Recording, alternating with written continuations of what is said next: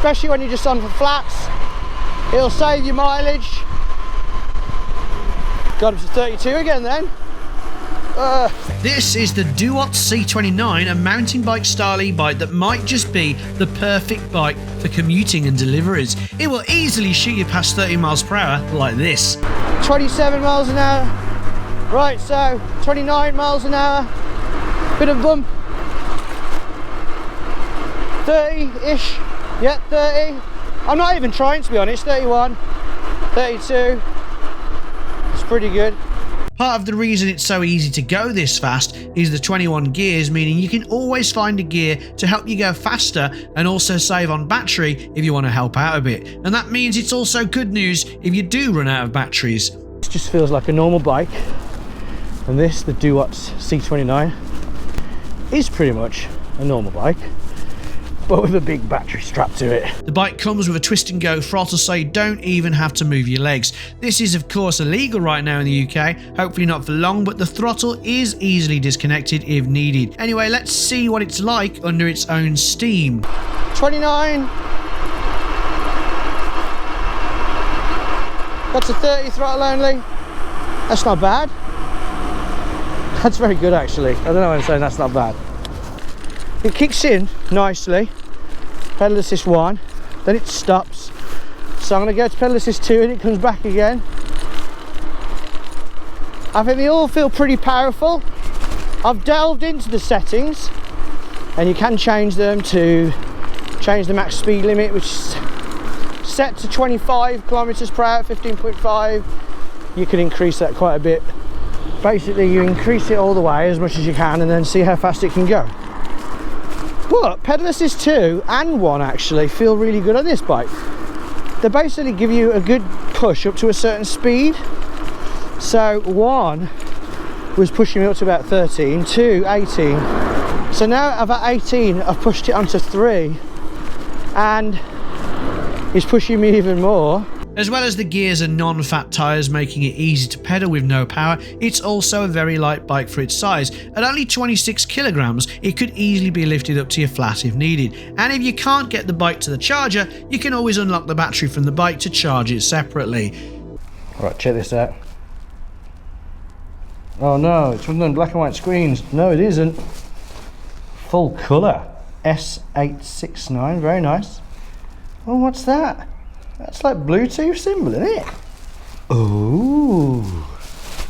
Right, so that colour LCD screen now in direct sunlight, I can see it, but it's not the clearest. In practice, it's fairly easy to see all the important information on the screen, but if you really want information shoved in your face, then there is an included phone holder. But how does that help?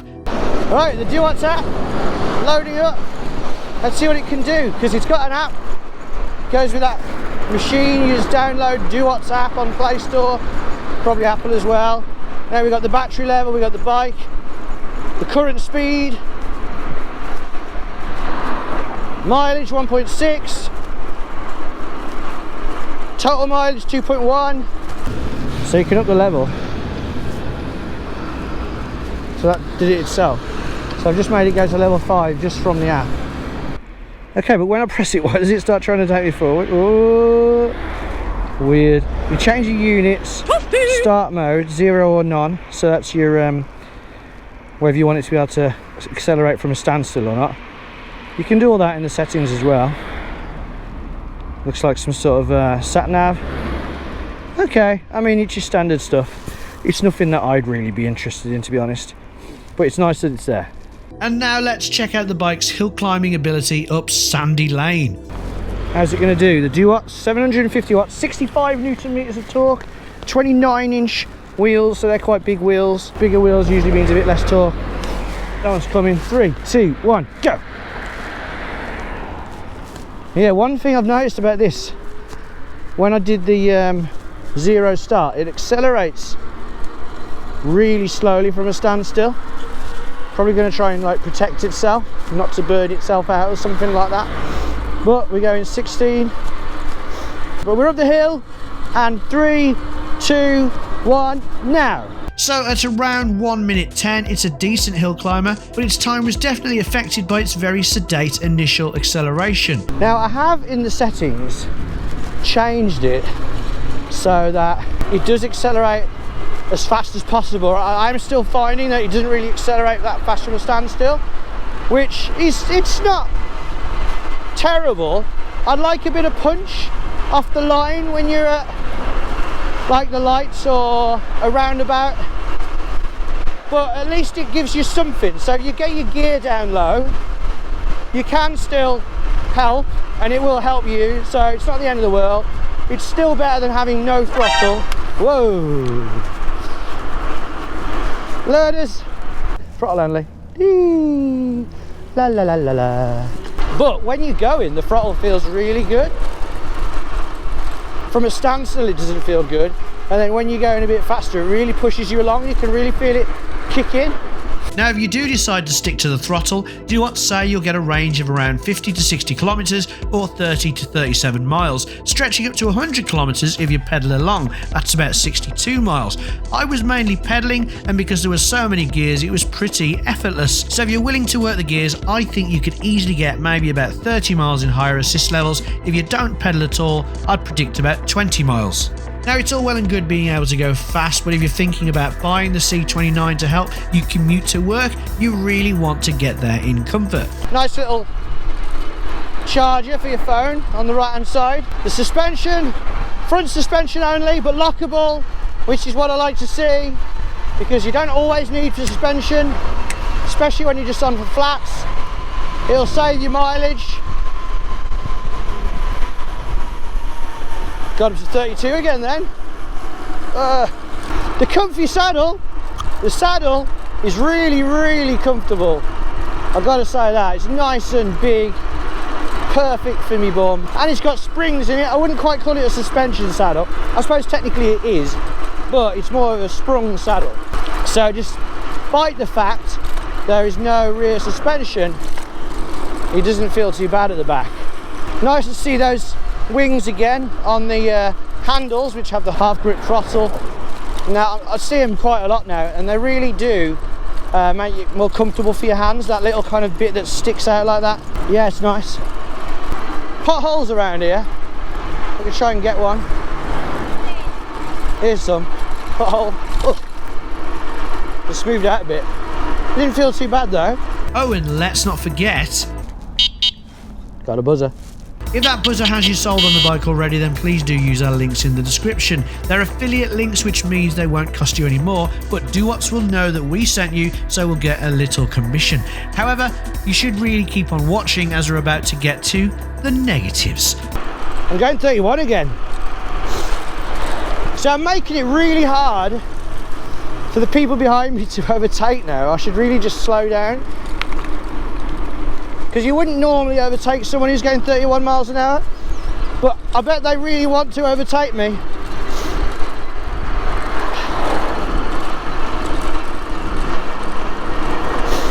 And off they go. Go get them, Motor Parks Direct.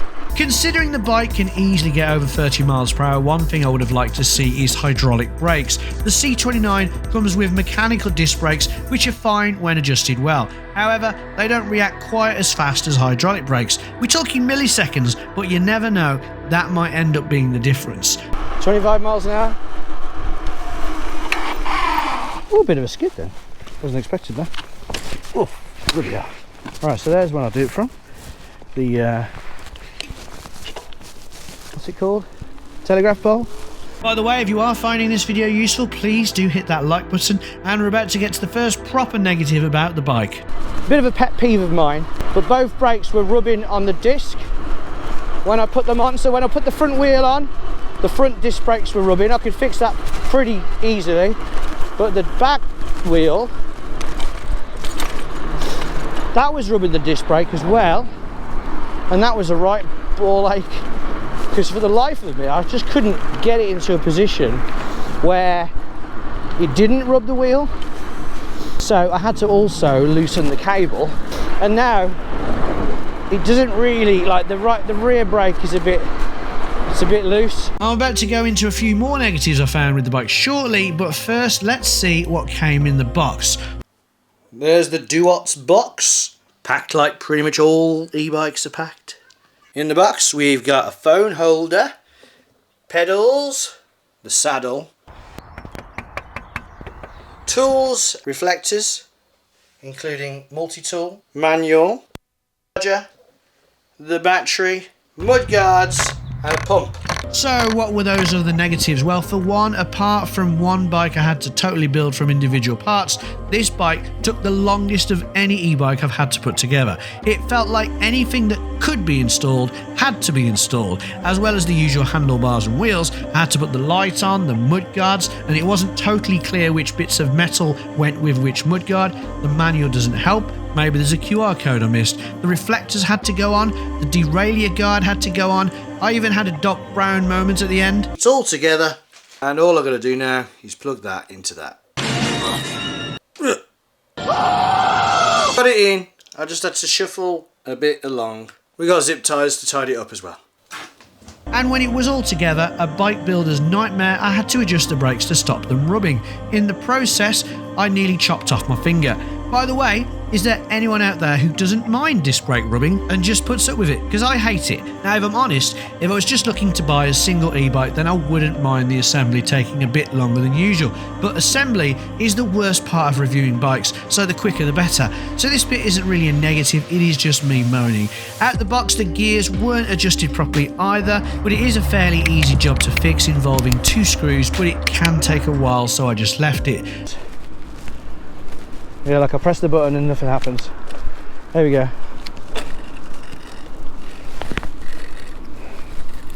Now the gears are tawny, but they're like some sort of special tawny with 2 extra letters. But I can't really tell the difference. Like I say, they do the job, you need a bit of adjusting. These need a bit of adjusting, but it's just a case of turning 2 screws until you're happy. I'm going 31 here.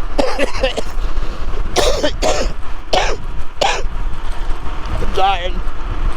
But most of the negatives can be fixed with a little time. The only one that is really troublesome for me is the brake rub. I chose to have the brakes slightly weaker so I didn't have that brake rubbing driving me crazy, but it shouldn't really be a choice. It might well have been just an issue with my bike, but if you have the same problem, make sure you kick up a fuss and get them to send some new brake pads or something, and maybe something else for your time. However, despite those few negatives, I am a fan of the Duotts C29, and if you are a delivery rider or a commuter, then it's definitely worth thinking about. All in all, it's very similar to the other mountain bike with stuff bolted onto it bike I had before, and I like that one as well.